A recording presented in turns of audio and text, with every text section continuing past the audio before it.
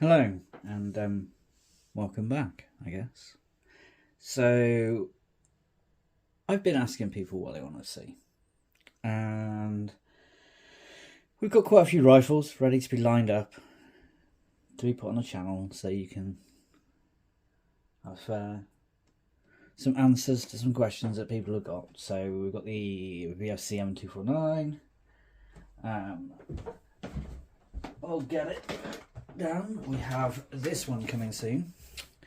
This is a WE Masada, or ACR, whatever you might know it as. It's one you don't see often, so I think people are quite interested in seeing it. You can see how dusty it is. Look at the dust on that. This is the problem in my workshop, my armoury, is that dust gets in, especially in the summer. We're going to be doing all this. We're going to get onto these rifles, but I thought today we'd throw a little bit of a curveball in and just put this rifle back.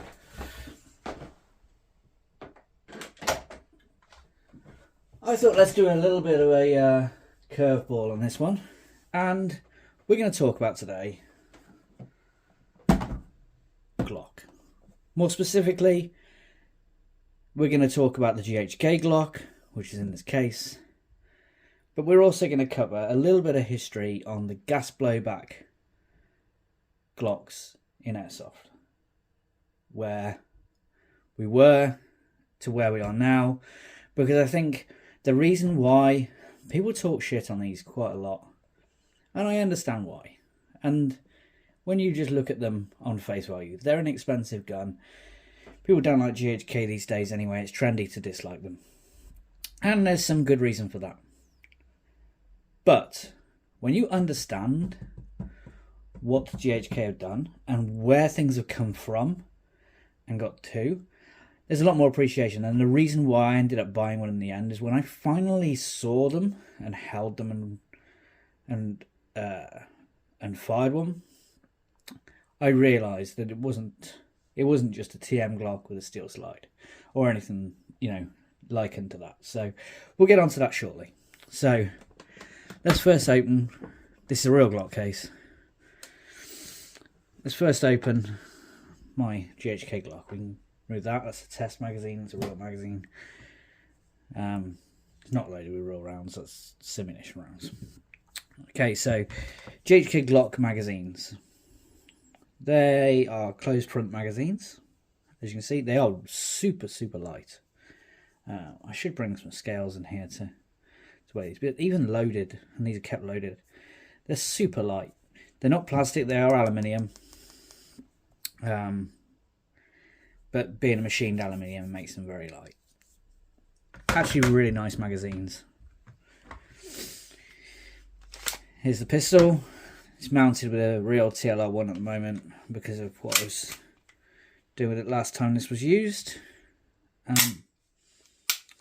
Mine has a Hogue grip on it because I find the Hogue grips extremely comfortable. It pushes the web of the hand up ever so slightly, which gives you a slightly higher grip. I don't want to modify this frame because I can't get another at the moment. As otherwise I would probably do some frame mods to it, undercut the trigger guard, that kind of thing. But as it is, I use the Hogue grip. It just makes it very comfortable, and I picked this one up from IWA some years ago. I'm also using Meprolite True Dots, which are night sights, front and rear. GHK Glock takes real Glock parts. Okay, so sights take real Glock parts, and you need a tool, which I'll go through in a moment. But yeah, there's the GHK Glock on a first glance. We'll leave it at that for the moment because this is where everybody sees this. They see this, and it's a between £360 and £400 pistol in the UK, and they go, wow, that's a lot of money for a Airsoft gas blowback Glock. And I completely understand that. I thought exactly the same. We'll move this to the side for a moment, just so that I can go through a little bit of Glock history in Airsoft. Believe it or not, TM weren't the first. In fact, these guys weren't the first either. There were companies like Omega. I did have an Omega Glock, but it exploded, as they generally did. But this was one of the earliest skirmishable sidearms that we all used. We're talking early 2000s. I think this is a 2004 model, but they were around before that. This is just the last one I had, and one I kept. Look at the state of the wear on the cartridge chamber. You can see this is well used. So, for those that don't know, it's also got markings, which wasn't a given on these at the time. This is a KWA, or a KSC Taiwan version, Glock 19. Got markings on the frame. This has seen some use. It hasn't been used in years. It still works. It does still fire. I haven't got any gas in it right. These things do develop leaks like sieves. So KWA still make this system, and they sell through, I think, ASG sell now, but no one is really that interested in the KWA gas blowback Glocks these days because the TM system took over. One of the big downsides to the KWA, apart from the fact that they're relatively sluggish, it's an old gas system, is also the hop up. I don't know if you're going to be able to see into there.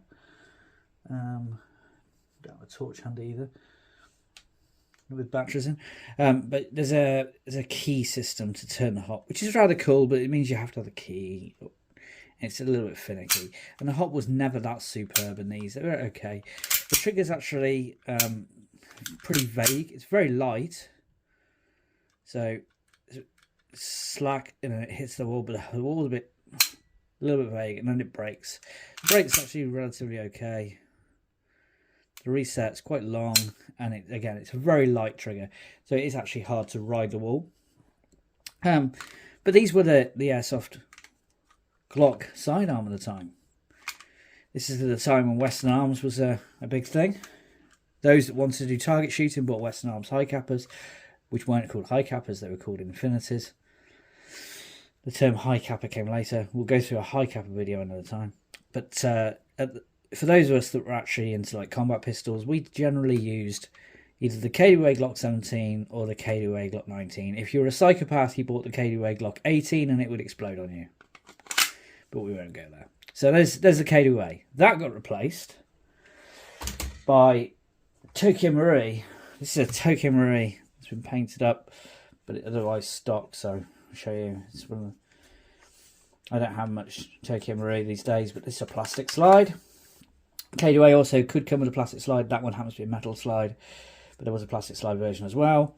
Obviously, they changed the magazine type, and this became the standard. This is actually a WE plastic magazine, but they changed the magazine type, and it became the Tokyo Marui system that we all know and love today.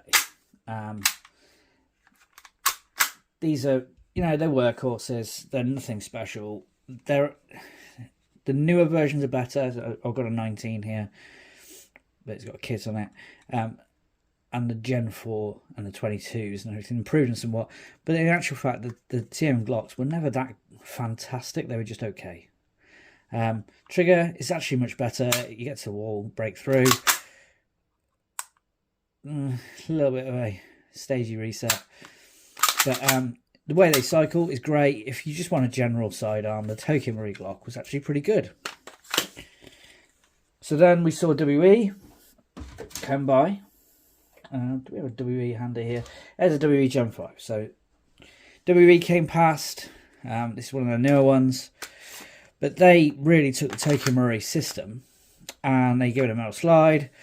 And they actually made the Tokyo Marui system better than Tokyo Marui for a little while. Their magazines are actually higher output because of the metal slides. So I would generally recommend WE mags for almost all Glocks in our temperament, because the TM mags aren't actually as good, in my opinion, and in my experience. The WE brought this became, the WE Glock was like the standard sidearm of the 2010s, really. They were cheap. They were from £75 to £100 to pick up. You can see this one's never been used and still paint's already starting to fall off it. They're not the prettiest. They never You could get versions with markings, but generally they didn't have markings on them, as you can see here.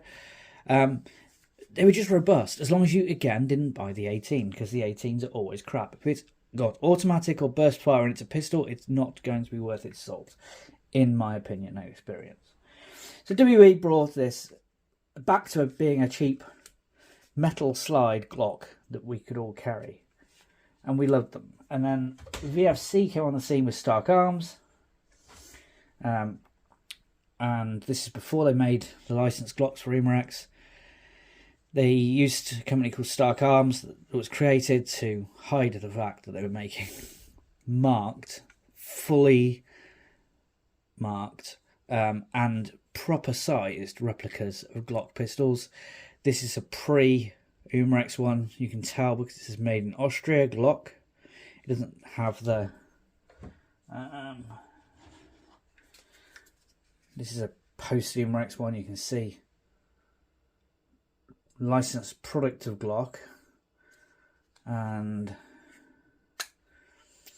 the licensed version will have Kel 6mm somewhere and all that bollocks.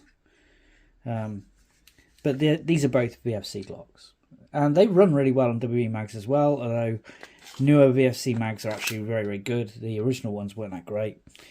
This one here is a steel slide, factory steel slide VFC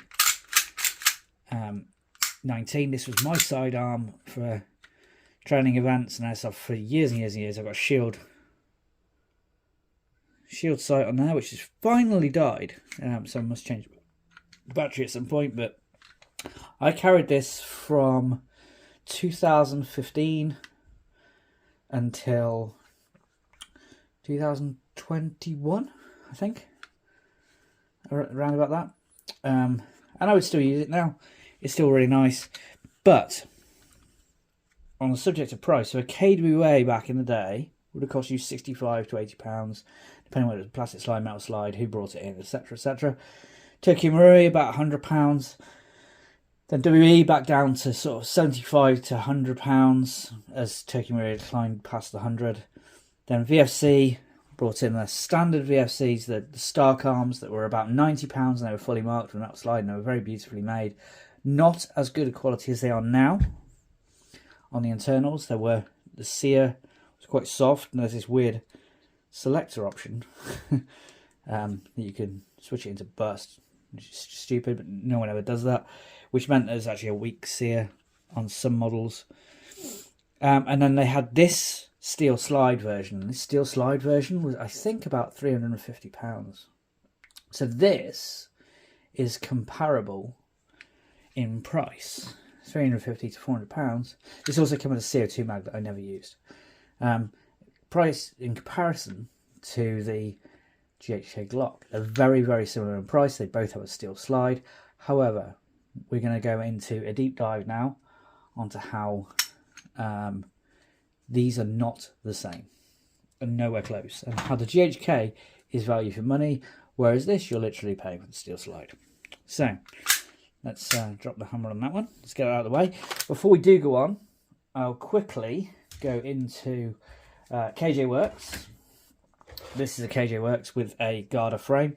But KJ also did Tokyo Marui clone Glocks, very similar to WE, but they did them, it was sloppier. I was never that impressed. This one I have purely because I have this Garda Gen 2 frame. Gen 2 is cool because no rail, and I'm old. So I do have an 18. This is a pre-Umarex VFC Glock 18. I would never use it. It's because it's in the collection. And I do have an AEP 18. This is a Cyma one that had a LiPo conversion that I haven't used in donkey's years. Wonder if it still works. Maybe we'll find out one day. I don't know. It's electric, so it wouldn't get used. I think the only reason I bought it is because it's £40. This is another option, modern option. So a lot of people going for stippled things and things like that. If you want a customised looking Glock that's got all the nice looking features, the undercuts, the magazine well, the bumper. You got a crowned barrel, which looks cool as fuck. Type bore barrel in it. You can get a guide hop system for these as well, because these are actually OEM by VFC. This is the RWA Agency Arms. This is essentially a VFC Gen 3 Glock 17 in nice clothes. It's got a lighter slide because of the cuts, which means it actually cycles super quick. It does when there's got gas in it anyway. These actually cycle super quick. They're super efficient, and they cost about the same as an Umarex Glock as well, so maybe a little bit less. If you want a nice customized looking Glock, this is the one to go for as an airsoft sidearm. This is about 140 to 150 pounds for all of this with the sights. This is how it comes out of the box. This is a demo one, and they are actually really nice. Not very often I like customized stuff like that, but on this occasion, these are actually one of the few occasions where I think it's actually a really nice pistol. Do highly recommend it. As I said, you can get the guide rod hop for them as an upgrade as well if you really want to. So, with that all said, let's see why the GHK Glock is actually worth its money, in my opinion. And is not only worth its money, but it's actually worth more.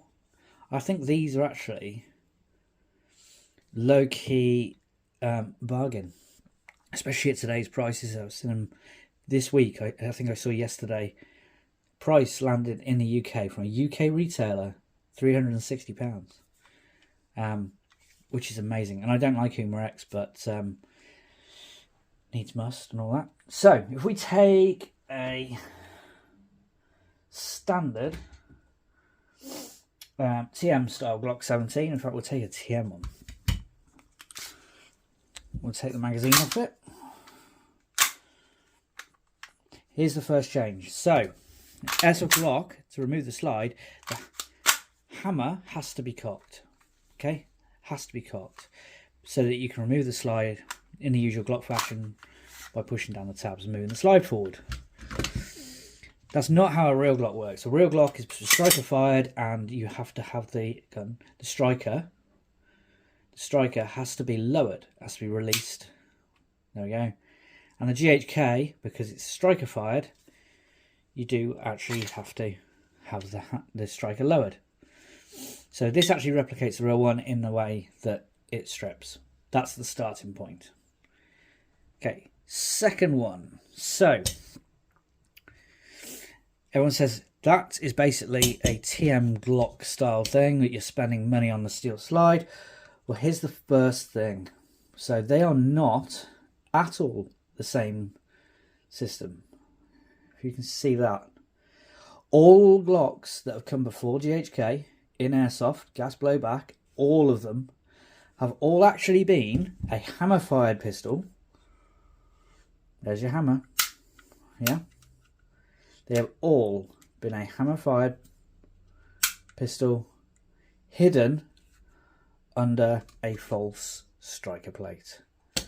All of them, without exception. Whether they be VFC, KJ Works, KUA, whatever, TM. This is actually a striker system. So, completely new system. You'll also notice that whilst the TM system uses a series of bolt-in components into the lower frame. The lower frame is plastic, as is the real, and the GHK one is also plastic. It's a different feeling plastic. TM plastic does feel shit, whereas the WB plastic actually feels really good. And the VFC plastic is very realistic, but the TM plastic is shiny and tacky and crap. They have got better with some of their plastics on certain guns. Their NGRS MP5, for instance, has got really good plastics. But most of their shit is horrible, tacky plastic. But that aside, they use bolt-in components into their plastic frame. GHK went the same route as the real one. This is a moulded-in frame. The only thing that you really ever would change would be this locking block. On mine, I've got the reinforced locking block from Simoon because I've got the CO2 kit. I don't have the magazines, but I like the security of having that steel locking piece. It was worth the upgrade to get that. So there's your striker system. That's your striker reset. and a strike. So that's one of the main differences. When you buy a GHK Glock, you're buying this whole new system that they developed. So that's not a cheap thing, but that's what creates the real trigger feel and what makes this feel very special to shoot. So now we're going to do the more visually obvious thing. This is obviously a steel slide. This is obviously a plastic slide. But aside from that, look at the construction. So all Airsoft Glocks have got this, your hollow slide. In fact, let's remove the parts so you can see a little bit easier. Let's do it with free hands. Excuse the sniffles. I have a little bit of a cold. I'm breathing a little bit hard. So, recoil spring. This has got upgraded barrel and hop. Plastic barrel, as you expect. So, if we look inside the TM, here's your blowback unit. Whether this be a metal slide or a plastic slide, this happens to be a TM, so it's plastic. Look at that.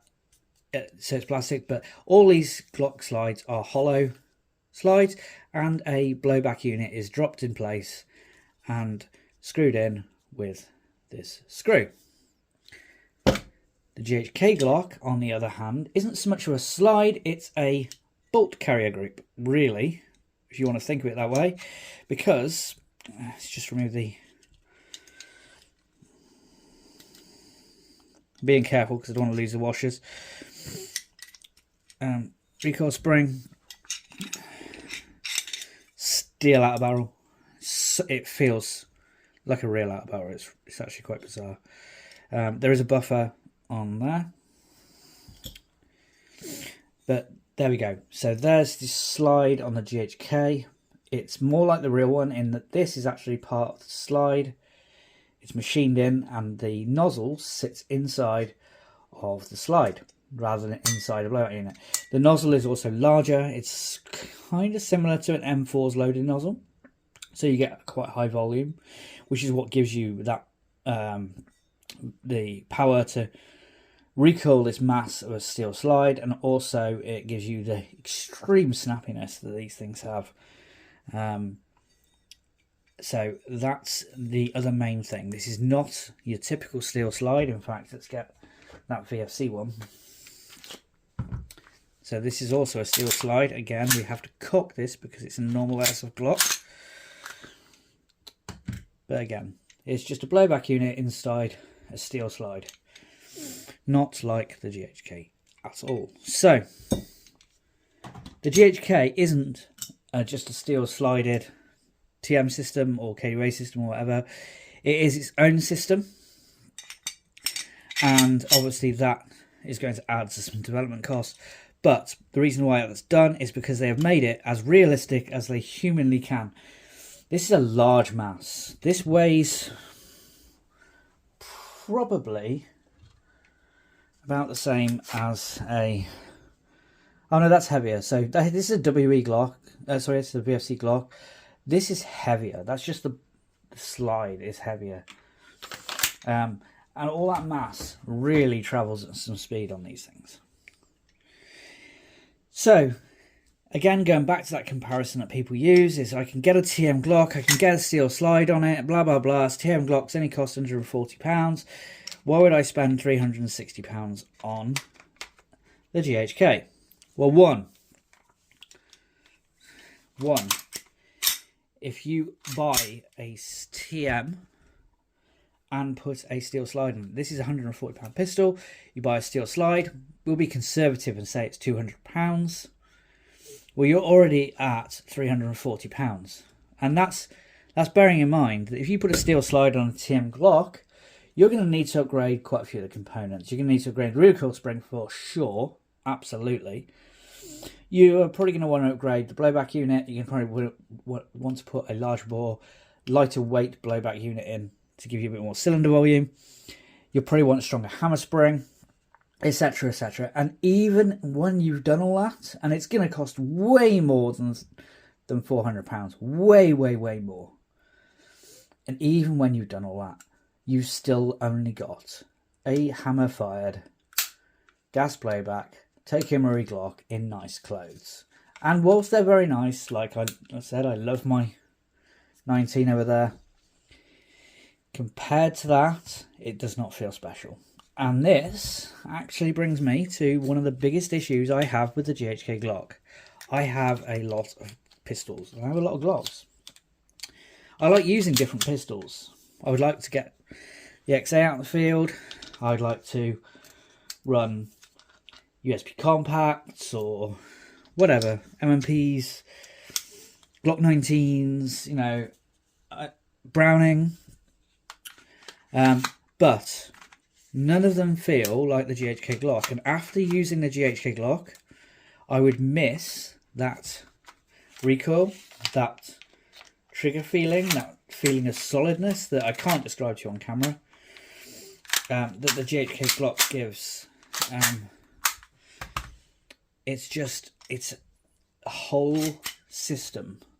I mean, to demonstrate that that hammer for you, so if you take any Airsoft Glock, and this is with it not cocked, and I'll wrap my arm around the camera, so you get resistance here, right? So now if we fully rack it, even now we get resistance. That resistance is overcoming the hammer. And if you feel there's a ratchetiness to an Airsoft Glock slide, it's because you're using that hammer system. That's all it is, because you're actually cocking a hammer inside the slide. The GHK Glock, when you first pick these up, the one thing you will notice is they are totally smooth. There's no ratchetiness, and this is dry as well. There's no ratchetiness. There's no hammer. You're not cocking anything. There's nothing to slow it down. Have you ever had those times when you're firing your Airsoft Glock and it doesn't go quite all the way forward and it bites that point there and you have to give it a push because it gets stuck on the hammer? This will not ever happen because there is no hammer. And because that recoil spring is insane. It really requires a little bit of force. So, there we go. That's the uniqueness of the GHK Glock. And we need to see more of it. Honestly, we really do. And I know GHK aren't the flavour of the month at the moment. I know that they've been complete dicks over this this whole V3 thing going on at the moment. But hopefully they sorted out. But the GHK Glock is something special. It really is. So, absolutely worth it. 100%. I mean, it's worth its money and more, because you wouldn't get a TM Glock and a steel slide for the same price as this, let alone all the extras you get in with it too. Not everybody wants a steel slide, and by all means get a WE or a TM or a VFC Glock, or certainly that EXA is incredible. But if you want a steel slide pistol, don't waste your time upgrading something. Just get the GHK and be done with it, because it's all in one. It's done. There are a couple of things that people complain about with these. The hop I've found is incredible, and the range is insane on a 0.3 or a 0.32. It's really crazy straight out of the box. Although I do have the upgraded barrel hop-up unit in this now, because I went to the Simoon system. That works just as good, but I actually liked the way the GHK one worked. What people mostly complain about is the trigger. So I know I went through the trigger with you on a couple of the first pistols. Most people say this trigger is just too hard, when it's a 5-pound trigger. So it's as you would get with most real Glocks. There's nothing, then it hits the wall. People have picked this up, gone to use it, and then gone to cock it again because they think it's not working. It's just, it hits that wall. It's a breaking point. My left hand, that's not smooth, but it's a really clean, crisp break when it goes. It was not as good when it was new. Very positive wall. It was not as good when it was new. It's got smoother. They're just a bit stagey at first when you first get them, and a little bit stronger once you've used them for a few hundred rounds. Probably not even that. They get way cleaner, and newer versions have actually got a better trigger than this. This is an old version, But when you get used to that, that's a real style trigger. It feels not identical to a real Glock, but feels more like a real Glock than any other airsoft trigger does. And once you get used to it, it feels good. It feels special. It's not as easy to use as your average airsoft Glock, but it's not your average airsofter that's generally buying these. It's someone that appreciates a little bit more of the realistic side of things, and perhaps more the milsim side of things, or looking to replicate a firearm. If you're looking to replicate a firearm for training, whatever, this is unbeatable at the moment. The magazines are real size, but we compare them to the real one. You can use real base plates on as well. I think I have a real base plate on here, but I'm not sure. They're very similar to the real one. Obviously, you can see those dud sim rounds sat in there. But yeah, they're very similar to the real one. They're much lighter than airsoft magazines. Even this plastic GBB magazine is heavier than the GHK aluminium magazine. Although that might be because that's actually got ammo in it. They're probably about the same. Yeah, no, I think it's still heavier. So the plastic GBB magazine is heavier than the aluminium GHK magazine. Go figure. And if you ever picked up a real Glock mag, you know that they're really light until you put ammo in them. So there's our little overview of the GHK Glock. I'll probably do a little shooting video for the people that like that at the moment. So you get to see a little bit of the snap on this, although being so cold in here and it's stored in a freezing cold room, it's not heated. See how well that goes getting through a magazine. But yeah, that's why a Glock from GHK is a little bit special, is because it is a completely new system. It is striker fired, the only one in airsoft.